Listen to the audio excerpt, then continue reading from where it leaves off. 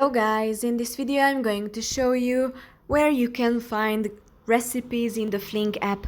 But first I just want to mention, please don't forget to subscribe to my channel, because at 10,000 subscribers I'm going to show you my whole YouTube revenue statistics and growth strategy, how to make money online. So let's jump into it. Open the Flink app.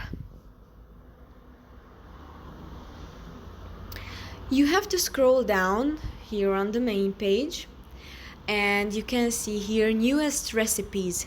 Tap on this, and here you will have some recipes. For example, this Caesar salad. If you scroll down here, you will have the ingredients too, and you can add ingredients if you would like to cart, and you can order it and make it at home.